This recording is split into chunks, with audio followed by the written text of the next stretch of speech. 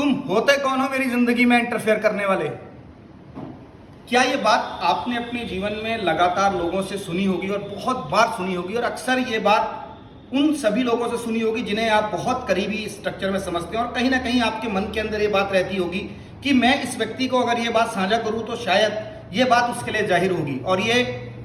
कभी अगर आप जाकर के ढूंढेंगे, उन माँ बाप से पूछेंगे जिनके बच्चों ने उनसे ये बात कही है कि आप होते कौन हैं मेरी जिंदगी के अंदर इंटरफेयर करने वाले, अब मैं बड़ा हो चुका हूं या बड़ी हो चुकी हूं और मैं अपने फैसले को खुद ले सकती हूं। यह बात आपने सुनी होगी अक्सर अपने टीचर्स ने अपने स्टूडेंट से,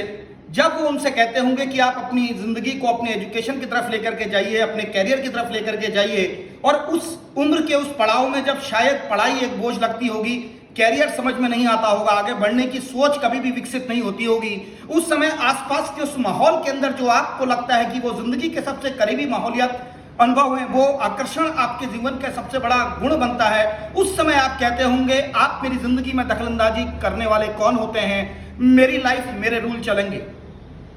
ये बात आपने सुनी होगी जब कभी भी एक मेंटर आपकी जिंदगी के अंदर बदलाव में लेकर के आता है और वो चाहता है कि आप उस पल अपनी जिंदगी को अपने डायरेक्शंस में लेकर के जाएं, अपने टाइम को उन सारी चीजों के साथ खत्म ना कर दें जो आपके लिए बहुत ज्यादा कीमती है। उस समय भी ये बात आपने जरूर उस व्यक्ति से कही होगी कि आपको क्या अधिकार है मेरे व्यक्तिगत मामलों के अंदर इंटरफेयर करने का या मेरे व्यक्तिगत जिंदगी के अंदर जाने का।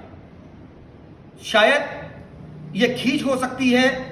ये एक तरह की हताशा हो सकती है, या ये अपरिपक्वता हो सकती है उस इंसान की जो आपसे ये बात कह रहा हो। लेकिन कभी भी ये बात याद रखना, अगर आपने ये बात कभी भी सुनी होगी तो शायद वो माँ बाप उस बच्चे को कहीं ना कहीं एक ऐसे पड़ाव पे छोड़ देते हैं या छोड़ना चाहते हैं, पर चाह करके भी नहीं छोड़ सकते, क्योंकि ममत्व या प्रतित्व उनके सामने खड़ा होता है और वो जानते हैं कि अगर आज मैंने इसको नहीं संभाला तो शायद ये वक्त के अंधेरी गर्त में खो जाएगा और दुनिया के उस अंधेरी भटकाव सी गलियों में भटकर तक रहेगा जहां फिर इसके सामने कुछ नहीं होगा। एक अनुभवी टीचर जानता है कि विद्यार्थी को अगर आज की डेट में उसके समय को पढ़ाई के साथ, उसके स्किल के साथ, उसके डेवलपमेंट के साथ ना लगाया जाए तो वो कहीं ना कहीं उन सभी चीजों से बहुत दूर चले जाएगा और शायद पूरी जिंदगी जो ऊंचाइयां वो हासिल कर सकता था, जो पड़ाव वो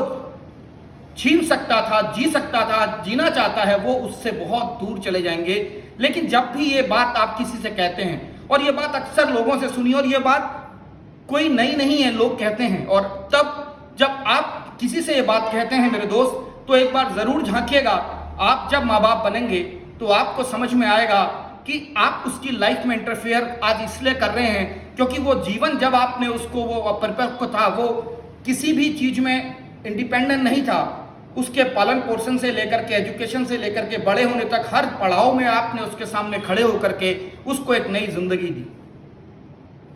ये बात जब आप किसी से कहते हैं तो एक स्टूडेंट की तरह नहीं, एक टीचर की तरह सोचिए कि वो आपके व्यक्तिगत फायदे के लिए बात कह रहा है, ना कि अपने व्यक्तिगत फायदे के लिए। क्योंकि आपका अगर कहीं पे कोई भला होगा, अगर आप अपनी जिंदगी के अंदर एक उच्च पद को प्राप्त करेंगे, अच्छी एजुकेशन को प्राप्त करेंगे, अच्छी जॉब को प्राप्त करेंगे, तो आपकी ही जिंदगी में बदलाव आएंगे। शायद वो टीचर तो उसी जगह पर बैठ करके और नए बच्चों के साथ अपने समय को लगा रहा होगा, लेकिन उसका आपके प्रति जो प्रेम है, उसका आपके प्रति जो एक अनुराग है, वो शायद उस जिंदगी के लिए एक मील का पत्थर साबित हो सकता है। जब आप वहां पे अपने आप को महसूस करेंगे तो आप उस बात को कभी दोहरा ना पाएंगे।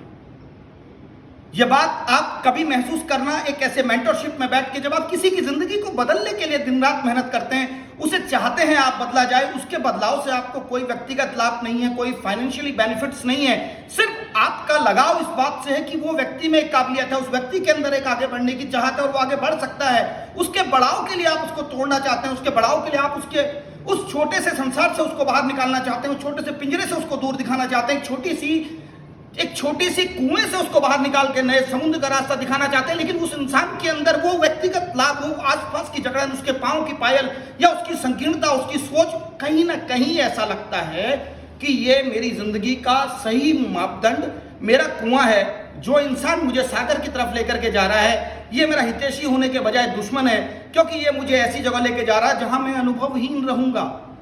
जहां मैं नए नए पड़ाव हासिल नहीं कर सकता, मेरा सुख मुझसे छिन जाएगा, मेरे अपने मुझसे दूर हो जाएंगे। मेरा आज का ये जो परिवेश मैंने बनाया है, जो सुख संसाधन मैंने तैयार करे हैं, जिन लोगों को मैंने अपने चारों तरफ इकट्ठा किया है, क्या उनकी स्वार्थ की पूर्ति, क्या मेरे अनुराग की पूर्ति उनके साथ हो पाएगी या नहीं? ये बात कहीं ना कहीं आपके जहन में आएगी। और जब भी आपको लगे कि आप किसी से ये बात कहते हैं कि आप होते कौन है मेरी जिंदगी में झांकने वाले, तो एक बार अपने आप को उसकी जगह रख के देखिएगा, क्या आप उस पल ये बात कह पाएंगे कि तुम होते कौन हो मेरी जिंदगी में दखलंदाजी करने वाले?